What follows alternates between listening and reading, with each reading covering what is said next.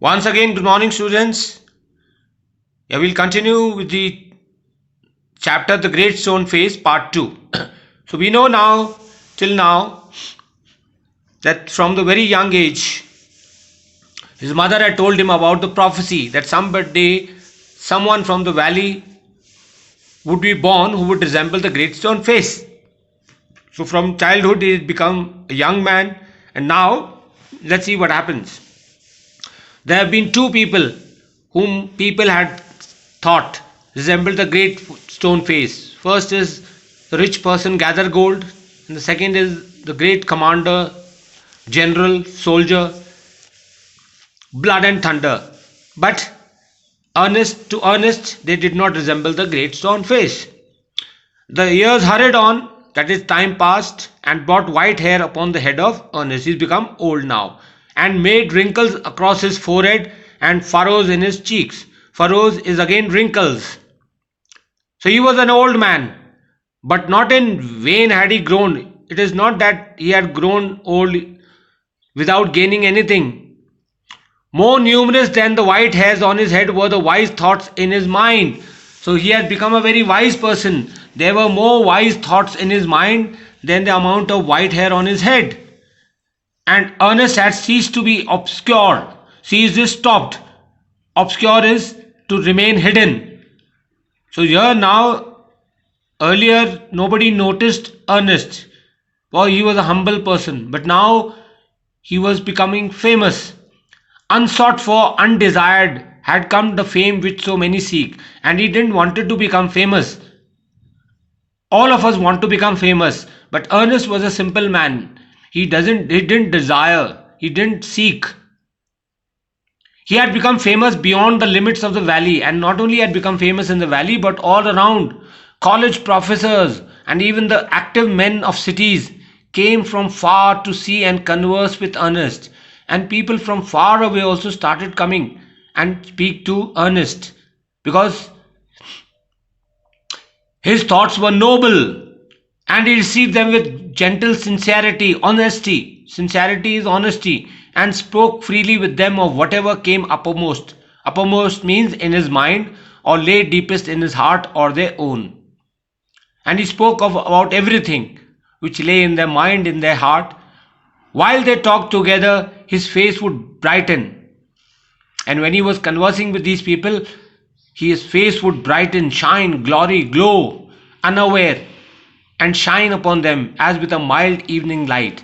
And when he was speaking to these people, there was a kind of a godly glow in his face, and which he was not aware of. While Ernest had been growing old, God had granted a new poet to this. So now we have a third person from the valley, and that is this poet. He too was a native. He was also born in this valley, but had spent the greater part of his life in distant cities, just like Gathergold, who was in a distant seaport. Similarly, he was born here and he lived in cities far away, pouring out his sweet music everywhere. Pouring is writing out his sweet music. Music is in the form of poems. Neither was the great stone face forgotten, for the poet had celebrated it in a poem, and nobody had forgotten. Even this poet had not forgotten the great stone face, and in one of his poems he had written about the great stone face. The songs of this poet found their way to Ernest, and the poetry of this poet reaches Ernest also in the form of a book. He read them after his customary is usual work, toil is work, seated on the bench before his cottage door. And he used to sit like it when he was small. He used to sit with his mother in front of the cottage. Here now also he sits in front of the cottage reading that book of poems. As he read, he lifted his eyes to the mountain, and when he was reading this book of poems, "Oh great stone face," he looks at the mountain and says, "Is not this the man worthy to be your likeness?" And he feels that this poet who writes such great poetry must be the likeness of the great mountain face, and the prophecy must come true. The face seemed to smile but did not answer. Always, for Ernest, He seems that the great stone face is talking to him, smiling to him. Now it happened that the poet, though he lived so far away, had not only heard of Ernest, but had thought much about his character and wished to meet this man whose wisdom walked hand in hand with the noble simplicity of his life. And now, as Ernest is reading this book, he's thinking about the poet. Similarly, the poet has also heard about Ernest and about his simple life, how he lives a simple life and is a man of high thinking. There's a saying, na, simple living, high thinking. And Ernest has also become very famous. And his fame has reached even the poet. And he wants to meet now Ernest.